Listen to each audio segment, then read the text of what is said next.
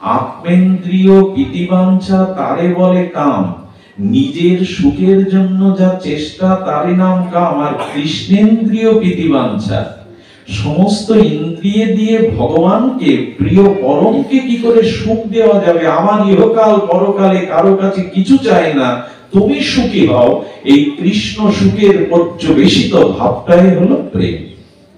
আপনারা এখন দেখছেন অমৃত ভগবত। ভগবান অবিতা রাত্রি, শারদ উৎফুল্ল মল্লিকা, বিশ্বরন্তং মনশ্চক্রে, যোগ মায়া উপাশ্রিতা। অনাদিকাল থেকে জীবের যে দুঃখ, জীবের যে দুর্দশা, এটির মূল কারণ কি?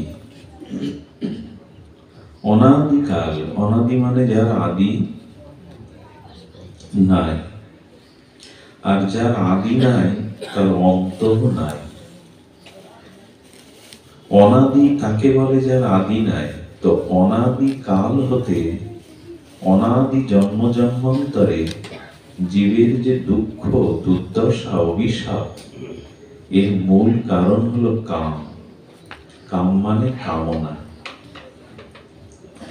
কামনা যদি আমাদের না থাকতো, কাম যদি না থাকতো, এই মর জগতে, দুঃখময় জগতে পুনঃ পুনঃ তাকে আসতে হতো না। পৃথিবীর সব থেকে ভয়ানক রোগ হিসাবে এখন পরিগণিত হয় হৃদরোগ, যেটাকে আমরা হার্টের রোগ বলি। এই হৃদরোগ সব থেকে ভয়ানক। আর ভাগবতে বলছেন এই হৃদরোগটার নাম হলো কাম, কামনা।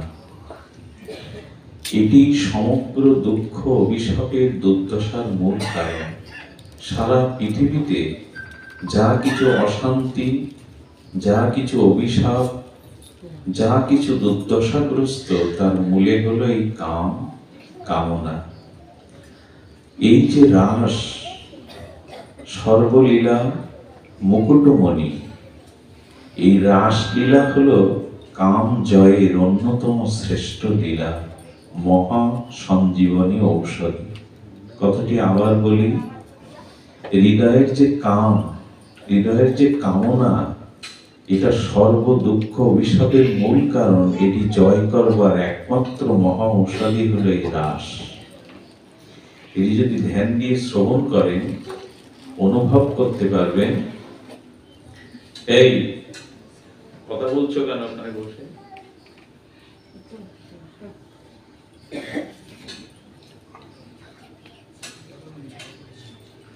সমগ্র অভিশাপের মূল কারণ এই কাম জয়ের মূল মন্ত্রই হলো এই রাস।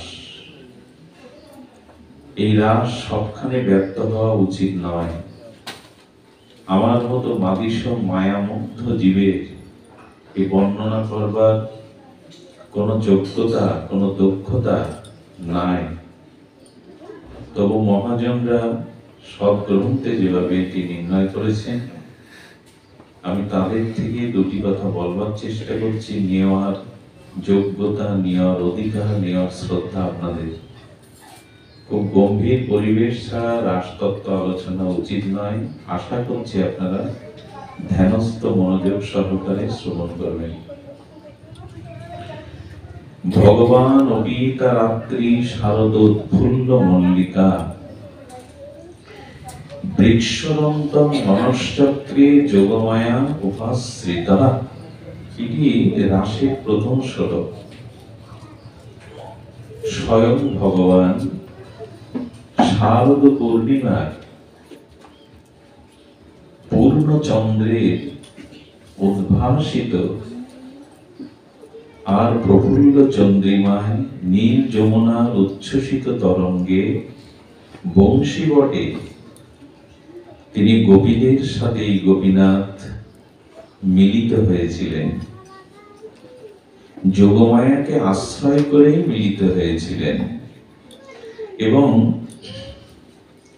যমুনা পলিনে রসিকের সখা রসিকেন্দ্র মৌলি, রসিক চূড়ামণি অনাদিরাদি ঐশ্বর্য, মাধুর্য, সৌন্দর্যের পরাকাষ্ঠা স্বয়ং ভগবানেরই এটি লীলা, সাধারণ কারো লীলা নয়। ভগবান অবিতা রাত্রি, এখানে এই লীলা করছেন স্বয়ং ভগবান। যে জেনে নিন এই রাসলীলা বৈকুণ্ঠে নাই।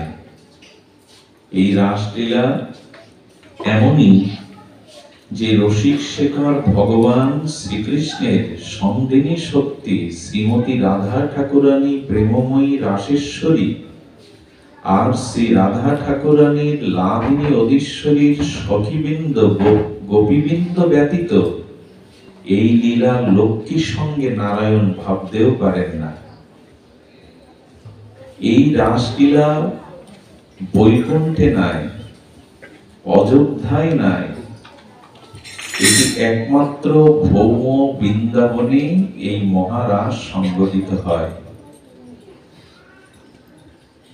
এই জন্য শাস্ত্রে বলছেন যে এর মাধুর্যের, এই যে রাসলীলার যে মহামাধুর্য, মধুরতা, এটি শ্রীধাম বৃন্দনে ব্যতীত বৈকুণ্ঠেও নাই। বুঝে দেখুন তো এই লীলার মহিমা, তার গরিমা, তার মহামহিমা কত ঊর্ধ্বে। নারায়ণ লক্ষ্মী বিলাসিত বৈকুণ্ঠে এই লীলা নাই, অন্য কোথাও তো নাই। পরকীয়া রসেলতি মহা উল্লাস, ব্রজবিনা ইহার অন্যত্র নাহি বাস। এই রাসলীলা মহারাস, এটি ব্রজবিনা অন্যখানে এর বাস নাই, অবস্থান নাই। ভৌম মধুময় সন্দিনী শক্তি রাধার শ্রী বৃন্দাবনে এই লীলা। অনেক শব্দগুলি একটু কঠিন হলেও বুঝে নিতে হবে, এরকম করেই বলা। ভগবানের পক্ষে এটি সম্ভব, অন্য কারো পক্ষে সম্ভব নয়। তো শারদ চন্দ্র পবন মন্দ আর কুসুমে ভরালো, বিপিনে ভরালো কুসুম গন্ধরে। পদগুলো এভাবেই বলছেন, শারদ চন্দ্র, মৃদুমন্দ পবন বইছে, উচ্ছ্বসিত নীল যমুনার জলে, বংশী তটে ফুলেরও সুরভময় গন্ধে আমোদিত বৃন্দাবনে গোবিন্দ তার মুরলীর ধ্বনি করলেন। এই রাস মুরলীর ধ্বনিতে গোপীর সাথে গোপীনাথের যে মহামিলন, এই মহামিলন গোপীর সাথে গোপীনাথের, তাকে আমরা রাস রূপে অভিহিত করি। এবং এই মহামিলন, এই লীলা দেবতা, গন্ধর্ব, মনুষ্য, ভালো করে শুনুন, দেবতা, গন্ধর্ব, মনুষ্য, ব্রহ্মাদি এই লীলা যেন কখনো কল্পনাতেও অনুকরণ না করে। পৃথিবীর অনন্ত কোটি জীব নিশ্চয় গন্ধর্ব, দেবতা, ব্রহ্মাদি দেবগণ যেন এই লীলা কল্পনাতে অনুকরণ, ভগবান এমন করেছিলেন, আমরাও স্বপ্নেতেও কল্পনাতেও এই লীলা অনুকরণ না করে, কারণ এটি কারো পক্ষে সম্ভব নয়। আমি শুরুতে বলেছিলাম যে কাম বা কামনাই হলো সমস্ত অনাত্ম দুঃখের মূল উৎপত্তির কারণ। আর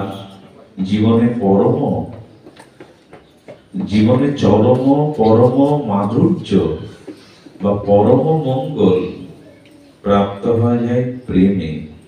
কাম এবং প্রেম জীবনের সর্বোত্তম প্রাপ্তি। ভাগবত জগতের মহাধন, যাতে ভগবান বশীভূত হন, মানুষের জন্ম মৃত্যু জরা ব্যাধির ঊর্ধ্বে এক পরম অনাবিল পরমানন্দে আস্বাদন করতে পারেন, এরই নাম প্রেম। কাম আর প্রেম দুটো শব্দ, দুটি অক্ষর দিয়ে গড়া, এদের পার্থক্যটা বড় বিস্তর। আমরা প্রথমেই কাম শব্দটার একটু ব্যাখ্যা শ্রবণ করব। কাম মানে সসুখ বাসনা। দুইবার বলছি, শব্দটা যাতে আমাদের ধ্যানে আসে, চিন্তনে আসে। কাম মানে সসুখ বাসনা, আর প্রেম মানে নিজের সর্বোত্তম সুখ জলাঞ্জলি দিয়ে প্রিয় বা প্রেমময়ের সেবা সুখ ভাবনা। আচ্ছা, একটি কেশ, চুলের কি এপিটোপিট আছে? এত সূক্ষ্ম, ওর এপিটার ওপিট নাই। তেমন কাম আর প্রেমের মধ্যে এরকম সূক্ষ্ম পার্থক্য। পার্থক্যটা হলে কাম নিজ ভোগ্য সসুখের বাসনা, আর প্রেম হলো নিজ সর্বসুখ জলাঞ্জলি দিয়ে প্রিয় পরমের প্রেম সম্পদের ভগবানের সেবা সুখ বাসনা। যে দৃষ্টান্তটা আমরা প্রায় এনে থাকি, একই ফুলের বাগানে, সৌন্দর্যমণ্ডিত গোলাপ ফুলের বাগানে একই গোলাপের একই শাখাতে দুটো গোলাপ ফুল প্রস্ফুটিত হয়ে শিশিরসিক্ত হয়ে ফুটেছে। দুজন যুবক ওই একই গোলাপের বাগানে, একই বাগান হতে, একই গোলাপ বৃক্ষের শাখা হতে দুইজন দুটি ফুল চয়ন করল। বাগান একটি, বৃক্ষ একটি, ফুলও একই। দুজন যুবক একই কাজ করলো, ফুল দুটো চয়ন করলো। তার মধ্যে একটি যুবক কোন সুন্দরী স্ত্রী যুবতীর খোপায় গোলাপ গুজে দিল, এরই নাম কাম। আরেকটি যুবক ওই গোলাপের পাপড়িগুলো চন্দন চর্চিত সুগন্ধ মণ্ডিত করে রাধারানীর চরণে দিয়ে দিল, এরই নাম প্রেম।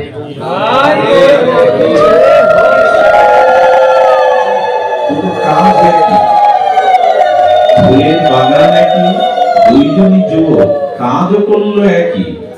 একজনেরটা হলো কাম, আরেকজনেরটা হলো প্রেম। প্রেয়সী সুন্দরী যুবতীর খোপাতে যে গোলাপ ফুলটা গুজে দিল, এটা নিজ সুখের জন্য। প্রেয়সীর থেকে মৃদুমন্দ হাসি আর একটু প্রীতি পাবে বলে নিজ সুখের জন্য, আর রাধারানীর চরণে দিয়ে দিল রাধারানীর সুখের জন্য। মানুষ যখন কোন ঊর্ধ্বদিকে ওঠে সিঁড়ি বেয়ে, তখন তার দৃষ্টি থাকে ঊর্ধ্বমুখী। ওই মানুষ যখন আবার নিচে নামে, তখন তার দৃষ্টি থাকে নিচের দিকে। সিঁড়ি কিন্তু একটাই, সোপান বা সিঁড়ি একটাই, কিন্তু নিচে যখন নামে তখন তার দৃষ্টি থাকে নিচের দিকে, আর যখন উপরে উঠতে থাকে সোপান পেয়ে তার দৃষ্টি থাকে উপরে। মানুষ যখন দেহ সুখের জন্য, ভোগের জন্য কোন চেষ্টা করে, তার নাম কাম। আর ভগবানকে সুখ দেওয়ার জন্য, তাকে আনন্দ দেওয়ার জন্য যে কাজ করে, নাম প্রেম। প্রেম ওঠায় আর কাম নামায়। আর এই কাম যাকে বলছি, সসুখ যাকে বলছি, এটা আমাদের জীবনে অভিশাপ। মানুষ জন্মের পরপরই মানুষের মস্তকে জীবনে এই অভিশাপ নেমে আসে, নিজ সুখের চেষ্টা। অপরের সুখ কি করে হবে আমরা মোটেও ভাবি না। ভাবলে আমাদের সমাজ, আমাদের বিশ্ব, পরিবার এমন হতো না। আমরা শুধু নিজের সুখের কথাই ভাবি। একটি জিনিস সতর্ক করা ভালো, প্রেম এ জগতে নাই। খুব মন দিয়ে শুনতে হবে, রাসলীলা কোন সাধারণ বিষয় নয়। প্রেম এ জগতে নাই। প্রেম জগতে কোন বস্তুর সাথে, ব্যক্তির সাথে হয় না। প্রেম হয় পরমাত্মার সাথে, প্রেম হয় শ্রী ভগবানের সাথে। আমরা জগতে প্রেম বলে যেটা দাবি করি, প্রেম বলে যেটা প্রচার করি, প্রেম বলে যা কবিতায় সাহিত্যে লিখি, এটা অপভ্রংশ করা হয়েছে। এটাকে বলা হয়েছে কামনা যুক্ত আসক্তি। এটাকে প্রেম বলে না, কারণ প্রেম ভগবানের সাথে ব্যতীত, ভজনের সাথে ব্যতীত প্রেম হয় না। আগে বোঝা দরকার প্রেম কাকে বলে। এবং এই কথাটি খুব সরল করে বলে গিয়েছিলেন রামপ্রসাদ, সাধক কবি, মাতৃ সাধক। পৃথিবীর কেউ ভালো তো এই কথাটা কেটে দিতে পারবেন? পৃথিবীর কেউ ভালো তো বাসে না, এই পৃথিবী ভালোবাসিতে কে লিখছেন কথাটি? মাতৃ সাধক মা তার জিহ্বায় বসে বসে লেখাচ্ছে এই কথা। যেথা আছে শুধু ভালোবাসাবাসী, সেথা যেতে প্রাণ চায় মা। এটি সাধারণ গীতিকারের লেখা কাব্য গীতি নয়, গান নয়। এইগুলি হলো মর্মার্থ কথা। প্রেম কাকে বলে আগে এটা আমরা জানি। বহুবিধ ধ্বংসের কারণ সত্ত্বেও যা কখনো ধ্বংসপ্রাপ্ত হয় না তার নাম প্রেম। আবার বলি, বহুবিধ ধ্বংসের কারণ সত্ত্বেও যা কখনো বিচ্ছিন্ন হয় না, ধ্বংস হয় না, লয় বা ক্ষয় হয় না তার নাম প্রেম। এবং প্রেমের স্বভাব হলো পশ্চিম দিগন্তে অস্তগামী সূর্য যখন অস্ত যায় তখন পশ্চিম দিগন্তটা মোহমোহ বিচিত্র আবির রঙে রাঙিয়ে যায়, বিভিন্ন রঙে। তো প্রেম ধীরে ধীরে প্রতিক্ষণে মোহমোহ পরমানন্দ রসে বাড়ে। কাম ধীরে ধীরে কমে আর প্রেম ধীরে ধীরে অনন্ত কাল ধরে প্রেমের যে মহা উল্লাস সেটি ধীরে ধীরে ক্রমোন্নতিতে বাড়ে। আর কাম হলো ধীরে ধীরে ক্ষয় বা লয় হয়। বহুবিধ ধ্বংসের কারণ সত্ত্বেও যা ধ্বংসশীল নয় তারই নাম কি? আর বহুবিধ চেষ্টার দ্বারাই যে সম্পর্ক, সম্বন্ধ, আনন্দ ধরে রাখা যায় না, লয় হয়, ক্ষয় হয়, ধ্বংস হয়, তার নাম কাম। এখন আমাকে বোঝান, আমাকে জানান, পৃথিবীতে যত সম্পর্ক আছে, সম্বন্ধ আছে, সেগুলো ধ্বংস হবে কিনা? পিতা মাতা, স্বামী স্ত্রী, ভাই বন্ধু, কোন সম্পর্ক চিরদিনের কি অক্ষয়? কোন সম্বন্ধই জগতে অক্ষয় নয়। এই জন্য জগতে প্রেমই হয় না। বহুবিধ কারণ সত্ত্বেও যা ধ্বংস নেই তাকে বলে প্রেম। জগতে এরকম সম্পর্ক দেখাতে পারবেন? কোথায় লালজি মজনু, কোথায় শিরিফ ফরাত, কোথায় মমতাজ শাহজাহান? সব শেষ। কেউ আছে? যতই তাজমহল করুক শাহজাহান, থাকতে পেরেছে? স্ত্রীকে রাখতে পেরেছে? তাজমহলের কথা জানেন না তো? মমতাজ প্রিয় ছিল শাহজাহানের, তাজমহল করে তাক লাগিয়ে দিল বিশ্বের সপ্তম আশ্চর্যে। কোথায় সেই শাহজাহান, কোথায় সেই মমতাজ? এটা প্রেম নয়, এটা ধ্বংসশীল। একে প্রেম বলা যায় না। এই জন্য অনুভবীরা জগতের কোন সম্পর্কে প্রেম জগতে নাই, হয় না, এটাই উক্তি করেছেন। আমরা কামটাকে প্রেম ভেবে ভুল করি, ভুল বলি। প্রেম কখনো ধ্বংস হয় না, কারণ আছে। আর কাম কখনো চির অক্ষয় হয় না। এই জন্য কাম প্রেম বহুত অন্তর। কাম হলো লোহা, জরাজীর্ণ লোহা, আর প্রেম হলো বিগলিত তপ্ত কাঞ্চন সোনা। কাম হলো জরাজীর্ণ লোহা, হয়ে যায়, কিন্তু খাঁটি বিগলিত সোনা শত বছর মাটির নিচে রাখলেও তার মূল্য কমে না, সে ক্ষয়ও হয় না। কাম প্রেম বহুত অন্তর, কাম অন্ধতম, প্রেম নির্মল ভাস্কর। কবিরাজ কৃষ্ণ গোস্বামীর ভাষা দেখুন। কাম হলো অন্ধ, তম, অন্ধকার, আর প্রেম হলো নির্মল উচ্চ সূর্য আলো। কাম হলো প্রতি দর্গন্ধময় নর্দমার পোকামাকড় দূষিত প্রদূষিত নর্দমার জল, আর প্রেম হলো গঙ্গার অমৃত ধারা। কোথায় ড্রেনের দূষিত পোকামাকড়ের জল, আর কোথায় স্বচ্ছ মহাদেব জটজুট ভূতা তিলক পাবনী গঙ্গা। কোথায় জরাজীর্ণ লোহা, আর কোথায় স্বচ্ছ বিগলিত সুবর্ণ সোনা। কাম প্রেম বহুত অন্তর, কাম অন্ধতম প্রেম নির্মল ভাস্কর। কাম প্রেমে বহুত কি, কাম প্রেমে পার্থক্য কি দেখাচ্ছেন? কাম প্রেমে পার্থক্য দেখাচ্ছেন, কাম লোহ আর হেম জয়ীছে স্বরূপে বিলক্ষণ। লোহ আর হেম জয়ীছে স্বরূপে, লোহ আর সোনা এক হবে কি? এই জন্য কাম প্রেমটা যেন আমরা ভুলিয়ে না ফেলি, এবং এইটুকু মনে করা উচিত, শ্রী ভগবানের সাথে ছাড়া, পরমাত্মার সাথে ছাড়া কারোর সাথে প্রেম হয় না। এখন আমরা এইটুকু বুঝবো বা এইটুকু জানলাম, আত্মেন্দ্রিয় প্রীতিবাঞ্ছা তারে বলে কাম, আর কৃষ্ণেন্দ্রিয় প্রীতিবাঞ্ছা ধরে প্রেম নাম। আহা, এই কয়েকটা যদি চৈতন্য চরিতামৃতে কবিরাজ কৃষ্ণ গোস্বামী না দিতেন, আমরা কাম প্রেম তফাৎ বুঝতে পারতাম না। দুটো পয়ারে যে এত বিশাল একটি তত্ত্বকে সন্নিবিষ্ট করা যায়, এটা কবিরাজ কৃষ্ণ গোস্বামীর পক্ষে সম্ভব। তিনি মহাপ্রভুর পরিকর চৈতন্য চরিতামৃতকার।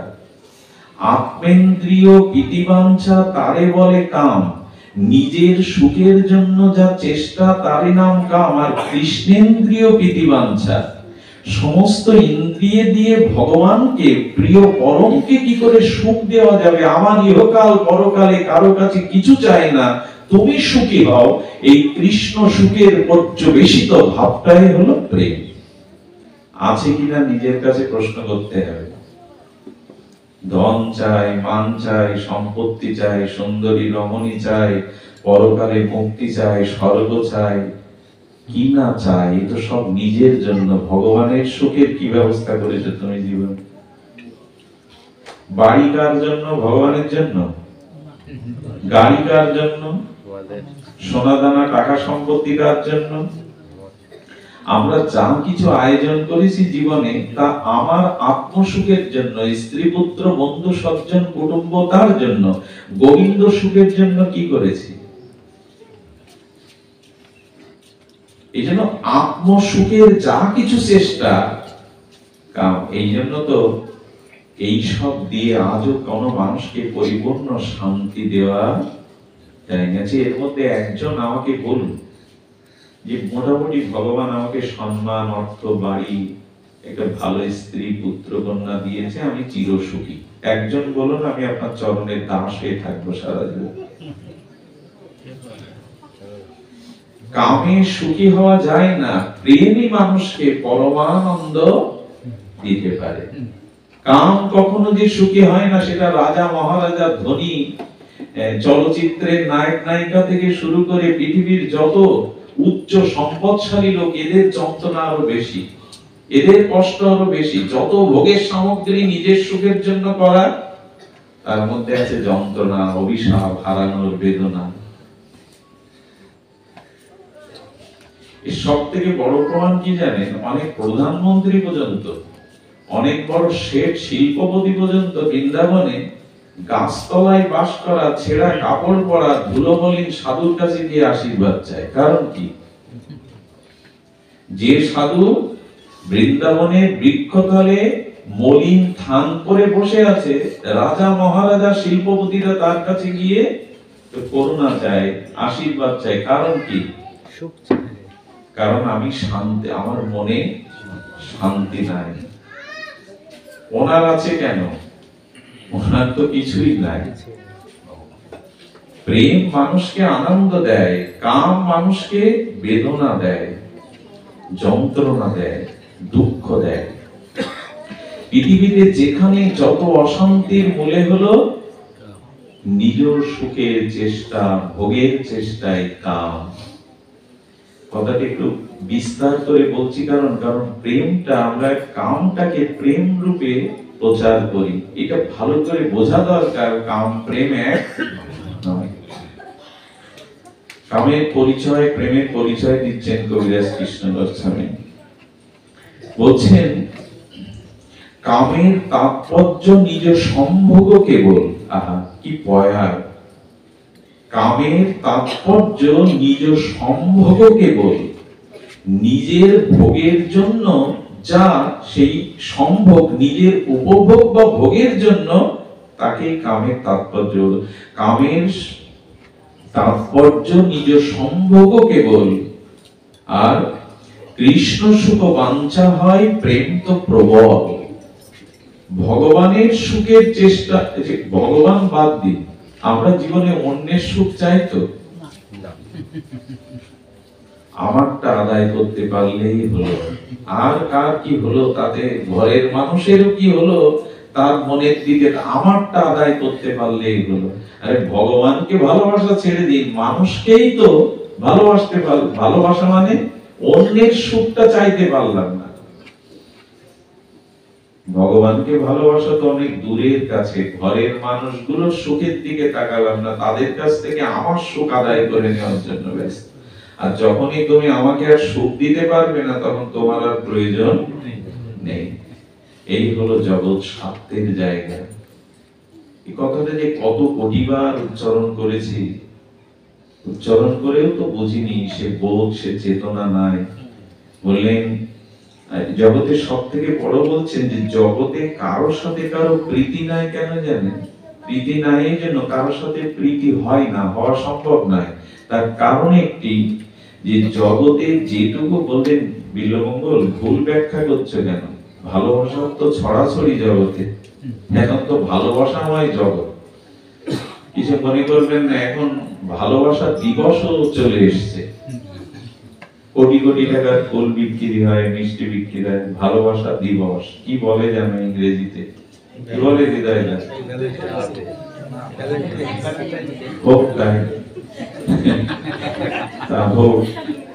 ভালোবাসা দিবস। মানুষ মানুষকে ভালোবাসে, তুমি দেখতে পাচ্ছ না? ব্যাখ্যা করছো ভালোবাসা নেই, কেউ কাউকে ভালোবাসা, উল্টো পাল্টা কেন বলছো? ভালোবাসা তো ছড়াছড়ি। কেউ কারোর জন্য বিষ খাচ্ছে, কেউ কারোর জন্য ঘর ছাড়ছে, কেউ কারোর জন্য ধর্ম ত্যাগ করছে, বাবা মা ত্যাগ করছে। ভালোবাসা নেই? সারা পৃথিবীতেই তো ভালোবাসা প্রেমের ছড়াছড়ি, প্রেমময় জগৎ। এই যেমন বন্যা হলে জলমগ্ন হয়ে যায়, খাল বিল নদী নালা ঘর বাড়ি এক হয়ে যায়, এখন তো প্রেমময় জগৎ। তো ওইটাই তো ভুল হয়ে গেছে। কামটাকে, কামনাটাকে আমরা প্রেম বলে ভুল করছি। এটি কি প্রেম না? তবে শুনুন, এই যার প্রতি যার যতটুকু আকর্ষণ, এই আকর্ষণটার কারণ শুনুন। জগতে কেউ কাউকে প্রীতি করে না, নিজের সুখের জন্য তোমাকে ভালোবাসে, নিজের সুখের জন্যই তোমাকে ভালোবাসে, তোমার সুখের জন্য তোমাকে ভালোবাসে না। তোমার কাছ থেকে সে সুখ পায়, তাই তোমাকে ভালোবাসে। নিজের প্রীতির জন্যই অন্যকে ভালোবাসে, তার প্রীতির জন্য সে তাকে ভালোবাসে না। যত দ্রুত বুঝতে পারবেন, তবে সদ্গুরুর কৃপা না হলে, শাস্ত্রের অপরোক্ষ জ্ঞান না হলে এটা বোঝা যাবে না। জগতের ভালোবাসা কেমন জানেন? বিবাহ করলো, স্বামী মালয়েশিয়ায় গিয়ে 10 তলার উপর থেকে পড়েও মরে যায়, রাত্রে ভালো করে ঘুমাতেও পারে না। টাকাগুলো রেখে যাওয়া এই সংসারে স্ত্রীর কাছে পাঠায়, আমার 6 মাস ছেলেটাকে ভালো দুধ কিনে দিও, ভালো করে মানুষ করো। কি করে জানেন? এই স্ত্রী বা এই স্বামী, পুরুষ বা স্ত্রী দুইজন কি করে, কারো স্ত্রীও বা বিদেশে থাকে, এরা করে কি, অনেকদিন পর ওই টাকাগুলো নিয়ে অন্য পুরুষের হাত ধরে, বাচ্চাগুলিকে মেরে বস্তার মধ্যে পুরে ড্রেনে ফেলে দেয়। এই জগতে শিশু বাচ্চাকে ড্রেনের মধ্যে পেপারে পুরে পারা যায়, এরই নাম ভালোবাসা? বৃদ্ধ পিতামাতা বৃদ্ধ হয়ে গেলে, জরাগ্রস্ত হয়ে গেলে, তার ঘরে প্রবেশ করতে গিয়ে আগে থেকে পাউডার ছিটিয়ে নেয়, জীবাণুনাশক পাউডার। উঠতে বসতেই তাদের দিকে অন্য চোখে তাকায়, গালি দেয়। ভালোবাসা বুঝতে পারবেন যত দিন যাবে, পরিবারের বাস্তবতাটা বুঝতে পারবেন। জরাগ্রস্ত ব্যাধি হয়ে যখন আর কোনো কাজে লাগবেন না আপনি সংসারে, বুঝবেন ভালোবাসার কি ঠেলা। ভালোবাসায় জগৎ ভাসছে, ভালোবাসায় ভাসছে না। একটু ভালোবাসা বলে না, সে আপনার কাছ থেকে সুখ পায় তাই আপনাকে সামনে রেখেছে, সুখ যেদিন পাবে না। আর প্রত্যক্ষ কথা হলো, ভালোবাসা দেহকে যায় না, সম্বন্ধকে ভালোবাসা যায় না। চোখ, কান, নাক, মুখ, রক্ত, মাংস ভালোবাসার বস্তু না। ভালোবাসার বস্তু হলো আত্মা। কথাটি বোঝা চাই, কথাটি খুব গভীরে গিয়ে বোঝা চাই। ভালোবাসার বস্তু হলো আত্মা, শরীর না, সম্পর্ক না। আত্মায় প্রিয়, আত্মায় অনাত্ম প্রিয়। পৃথিবীতে কোন বস্তু প্রিয় হতে পারে না একমাত্র আত্মা ছাড়া। তার সব থেকে বড় প্রমাণ কেউ মারা গেলে বুঝি আমরা। বিশ্ব সুন্দরী, জগৎ সুন্দরী কোন স্ত্রী বিয়ে করলো কোন পুরুষ, 1 বছর পর মারা গেল, তার নখ থেকে চুল অব্দি সবই তো আছে, সে সুন্দরীও বটে, কেউ কিছু তুলে নিয়ে যায়নি। সেই স্ত্রীকে পুড়িয়ে দেওয়ার ব্যবস্থা করা হয় কেন? রাখা যেত না 2-4 বছর? কথা বলুন, রাখা যেত কিনা? রাখি না কেন? পুড়িয়ে দেই কেন? আছে তো ওর সব, ওর সুন্দর মুখখানা আছে, নখ থেকে কেশ আছে। আমার স্ত্রী তো ছিল, বিয়ে করে ঘরে আনলাম 1 বছর, ভালো কেন আর বাসবো না? 10 দিন কেন আর নিজের ঘরে রাখবো না? ভালোবাসা কার সাথে ছিল? রক্ত, মাংস, চোখ, মুখ, দেহটার সাথে। সম্বন্ধটা কার সাথে ছিল? হাতে হাত দিয়ে যে বিবাহ পড়ালো, হাতের সাথে হাতে। ভালোবাসা দেহ হয় না, দেহ ভালোবাসার জিনিস না। হাত, পা, চোখ, কান, নাক, মুখ, স্ত্রী, পুত্র, পিতা, মাতা, একে ভালোবাসা যায় না। আত্মাটা তার মধ্যে আছে, তাই ভালোবাসা। আমি এই বাড়ির মালিক, আমি মারা যাওয়ার পরে আমারই সাজানো গোছানো ঘরে কোনো আসবাবপত্র আমাকে তারা, আর কত ছলনা। মারা গেলে বলে কি, বাবার এই লাঠিটা খুব প্রিয় ছিল, লাঠিটা চিতায় দিয়ে দাও, এই বালিশটা বাবা ভালোবাসতো, এই জামাটা বাবা পরতো। কি আবেগ! কাঁথা, কাপড়, বালিশ, জুতা, ছাতা সব দেয়। হাতে যদি সোনার আংটি থাকে, এটা বাবার শখের জিনিস, এটা সাথে দাও। জগৎ কত চালাকের জায়গা, আমরা ধরতে পারি না। জাদু দেখায় যেমন ধরতে, কাদা মিশ্রি করে দেয়, রুমাল কবুতর করে দেয়, অবাক হয়ে দেখি। বলে আসল জায়গা ধরতে পারোনি। বাবা ছাতি লাঠি প্রিয়, চিতায় দেয়, অথচ হাতের আংটি কান্নাকাটির মধ্যে তুলে রাখে। ভালোবাসার বস্তু হতে পারে না, দেহ হতে পারে না, সম্বন্ধ হতে পারে না। মা সন্তান হারা হলো, সন্তান মারা গেল, বুকে নিয়ে তো কাঁদে, খোকা কোথায় গেল? খোকা তো তোমার বুকে, খোকা কোথায় যাবে? ভালো করে শুনুন, ধ্যান দিয়ে শুনুন, কথাগুলি মহাজনদের অনুভূতির কথা। কাম প্রেমটা বুঝতেই হবে। রাসে প্রবেশ করা আমাদের সম্ভব না, কিন্তু আগে তো বুঝি প্রেম কাকে বলে আর কাম কাকে বলে। প্রেম কার সাথে হয়? সন্তান মারা গেল, মৃত সন্তান বুকে নিয়ে আর্তনাদ করছে, আকার বাতাস বিদীর্ণ করে হাহাকার করছে, খোকা কোথায় গেলি? যদি কেউ প্রশ্ন করে, খোকা তো তোমার বুকে, খোকা কোথায় যাবে? মার উত্তর কি? খোকা তো তার বুকে আছে। সেই ছোট ছোট পা, ছোট ছোট হাত, চোখ, নাক, মুখ সবই তো বুকে আছে। মা কাঁদছে কার জন্য? তার এইখানটাই তো আমরা ধরতে পারি না। আমি দেহটাকে আত্মা ভেবে বসে আছি, আমি এই দেহ, আমি দেহ না তো। আচ্ছা, খাঁচার ভেতরে যে পাখি আর খাঁচা, দুটোকে এক বলেন কেউ? এক বলেন কি? আমরা তো তাই বলছি, দেহ আর আত্মা এক নয়। সমস্ত গীতায় ভগবান এটা বোঝাতে চেষ্টা করেছে। দেহ আর দেহী, ক্ষেত্র আর ক্ষেত্র গেলে এক না। ক্ষেত যার আর ক্ষেতের মালিক কি এক? আমরা তো এক। আমি যে আত্মা, এটাই গোবিন্দ গীতাতে বারবার বল, তুমি দেহ নও। এ অর্জুন, তুমি দেহ নও, তুমি দেহী আত্মা। এই কথাটা বুঝিনি বলেই খোকাকে বুকে নিয়ে মা কাঁদছে, খোকা কোথায়? এখন যদি বলেন খোকা তোমার বুকে ওকে বরফ দিয়ে হোক মেডিসিন দিয়ে কাচের ঘরে 500 বছর রাখা যাবে, কোনো ক্ষতি হবে না। বিজ্ঞান এমন মেডিসিন তৈরি করেছে 500 বছর অক্ষত রূপে ছেলেটাকে 1000 বছর রাখা যাবে। রেখে দাও না, আমার কাঁদছো কেন? বলে রেখে হয়তো কাচের ঘরে দিতে পারি, মা বলে ডাকবে তো, আমার বুকের দুধ টেনে খাবে তো, ছোট্ট দুটো বাহু দিয়ে আমার গলা জড়িয়ে ধরবে তো মা বলে।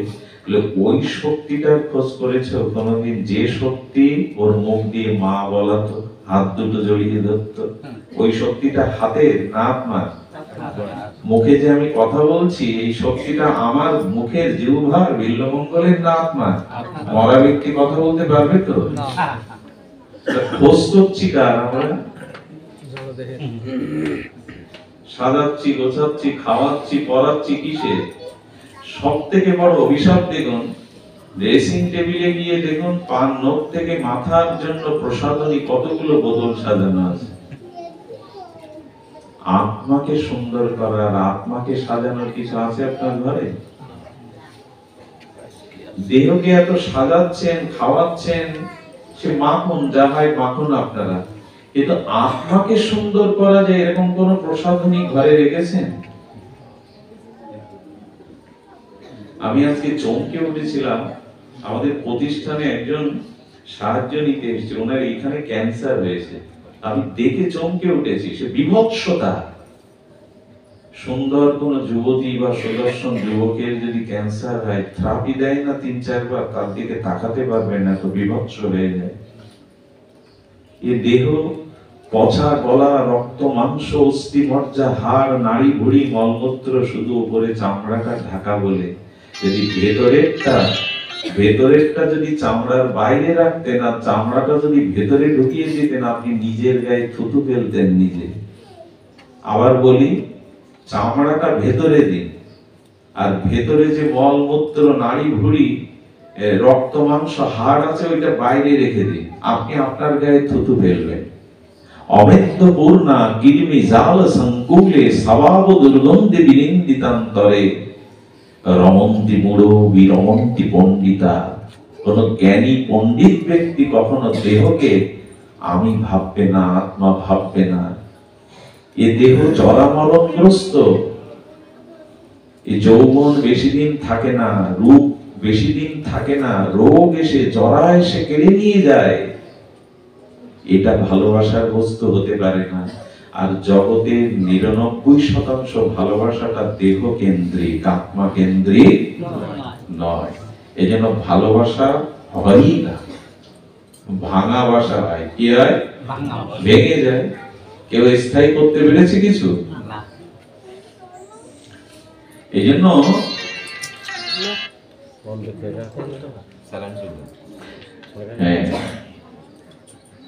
ওই একটা শব্দ হয়তো অন্যদিকে নিয়ে যায়, ধ্যান দিন। তাহলে বলছিলাম ভালোবাসা বা প্রিয়তা আত্মাতে হয়, দেহতে।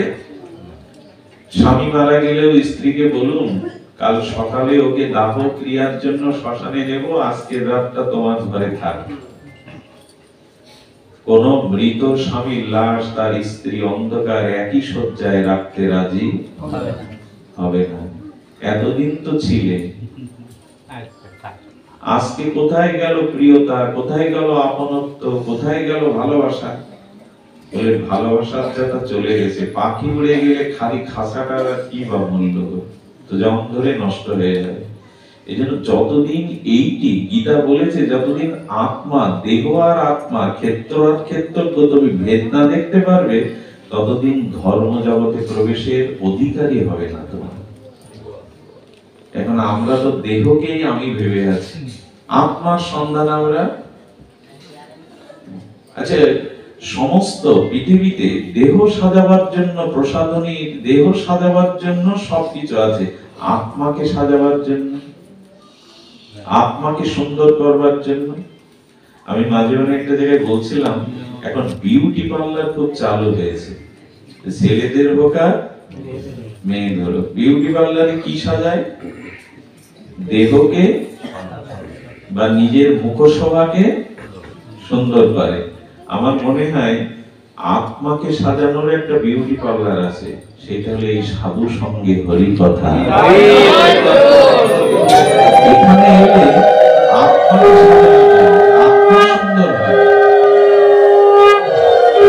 সাধু সঙ্গ হরি কথাই হলো এই আত্মাকে সুন্দর করার উপায়। আমরা সেটা করতে চাই কজন? এইখানেই হলো আত্মাকে সুন্দর করবার, এটাই বিউটি পার্লার, সাধু সঙ্গে হরি কথা। আমরা মায়াধীন জীব চিরকাল এই কামের দাসত্ব করে গেলাম, প্রেমের স্পর্শ পেলাম না। আর ভগবানের রমণে কামের দর্পচূর্ণ হয়। এই রাসলীলা কেন আমরা বলতে চেষ্টা করছি, এর দ্বারাই কেবল কামের দর্প চূর্ণ হয়, কাম পরাজিত হয়। এই জন্য এই লীলাকে সর্বলীলার মুকুটমণি হয়েছে, যে লীলার দ্বারা কামকে কি করা যায়, কামের যে দর্প বলছি কেন জানেন? পৃথিবীতে দেবতা, গন্ধর্ব, জীব, মনুষ্য কাম সবাইকে পরাজিত করে রেখেছে। কেউ কামকে জয় করতে সহসা পারেনি। একটু সতর্ক হয়ে দেখুন, অনেক মুনি ঋষিরা যুগ যুগান্তর তপস্যা করেও কোন অপ্সরার রূপ থেকে তারা ভজন সাধন থেকে চ্যুত হয়েছে। এসব বাদ দিন, দেবরাজ ইন্দ্র, দেবরাজ সাধারণ কি তিনি? দেবলোকের দেবরাজ সেই জগতে অহল্যার রূপ থেকে নিজের দেবত্ব খুব সহজ কাম জয় করা। দেবতা ইন্দ্রিয়, সে ইন্দ্র, দেবরাজ ইন্দ্রিয়, সেই ইন্দ্র পর্যন্ত পরাভূত হয়ে গেল। কত যোগী, ঋষি, মুনি, মানুষের কথা কি, প্রতিটি কীট পতঙ্গ থেকে শুরু করে গন্ধর্ব, দেবতা পর্যন্ত পরাভূত হল। আরে কাম ভগবান শিবকে ক্রোধান্বিত করলো, শিব ভগবান শঙ্কর কামকে পুড়িয়ে দিল, তবু কাম শেষ হয়নি। কাম বলল, ঠাকুর হে যোগেশ্বর মহাদেব, তুমি আমাকে পুড়িয়েছো কিন্তু শেষ করতে, আমার দেহটা পুড়িয়েছো, কামের দেহ আছে, কাম দেখা যায়, তার কোনো অবয়ব আছে? বললেন, প্রভু আমার শক্তি আরো বাড়িয়ে দিলে, কারণ অলক্ষ্য শত্রুই ক্ষতি করতে পারে বেশি।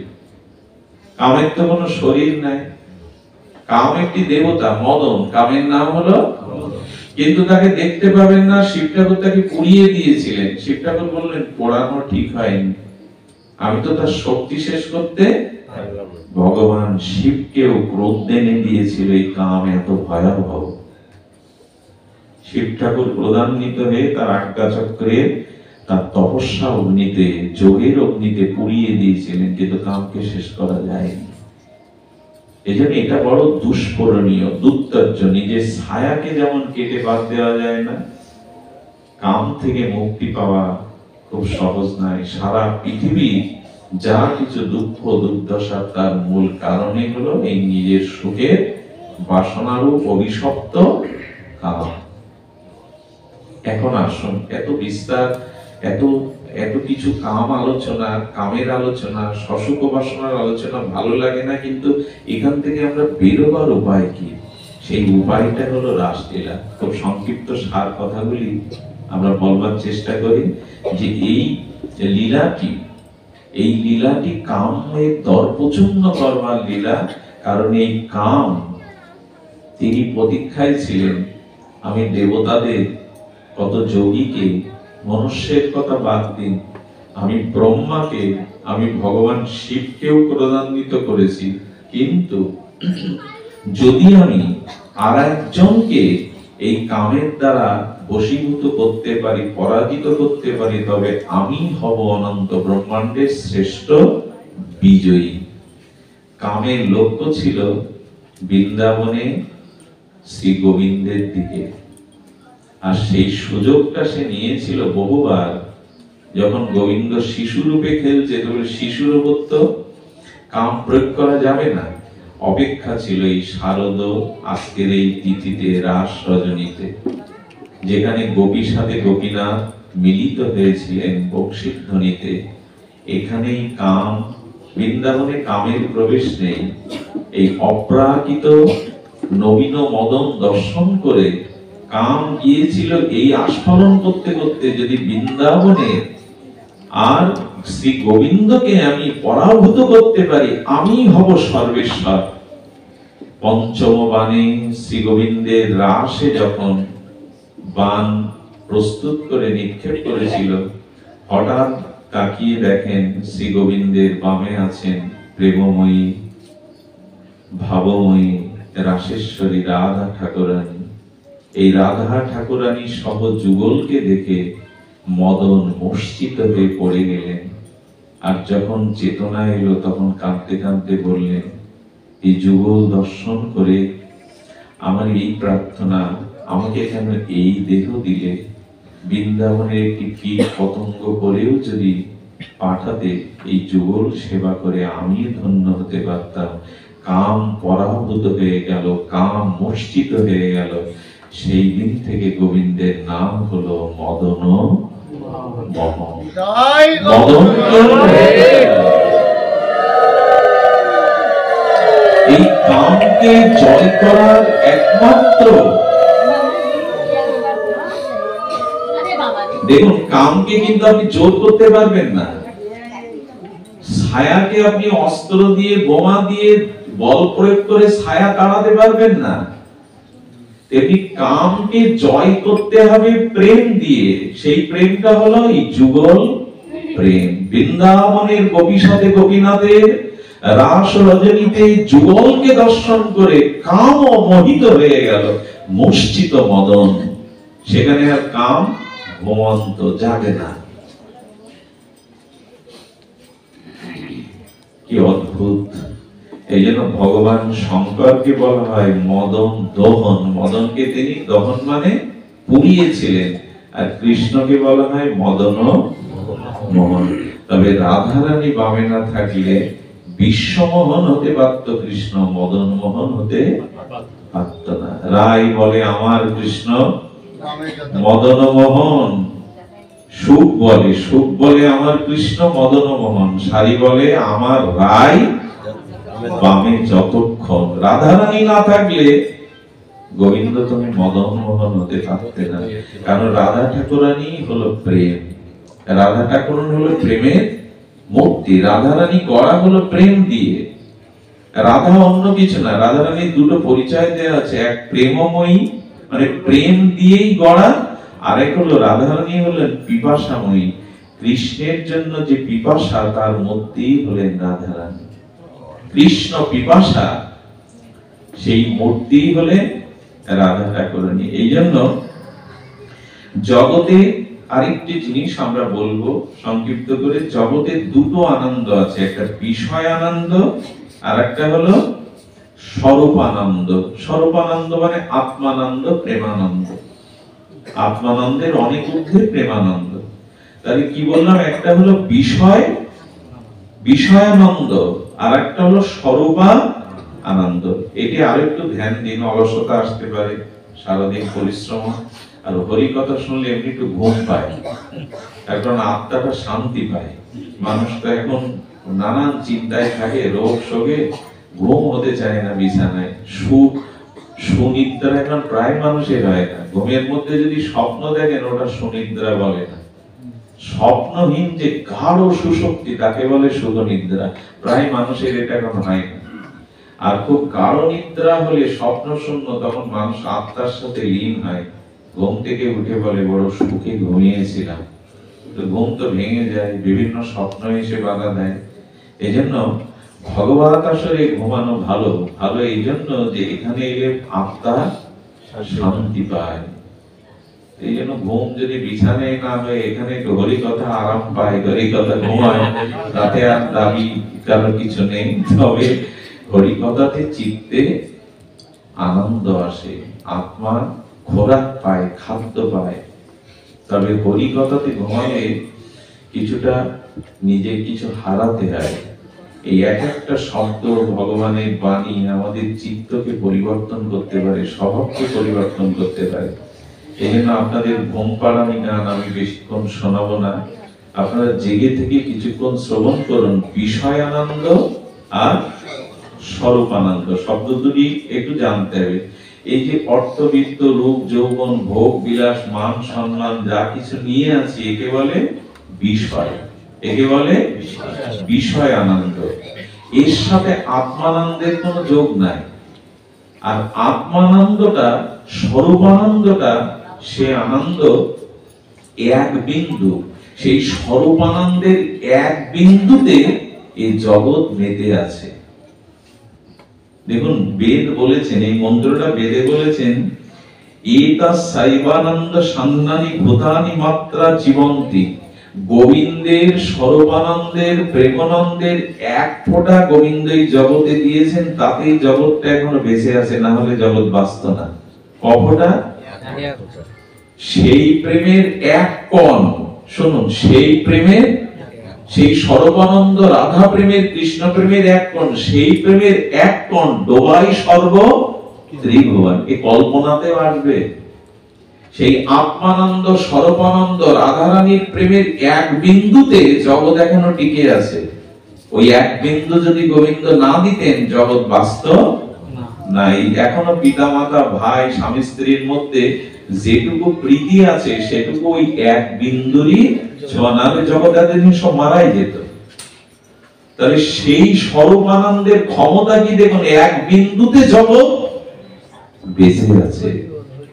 সেই প্রেমের এক কণ ডোবাই সর্ব ত্রিভুবন। সর্বজীবে করে আকর্ষণ, সমস্ত জীবকে আনন্দে আকর্ষণ করছেন এই এক বিন্দু।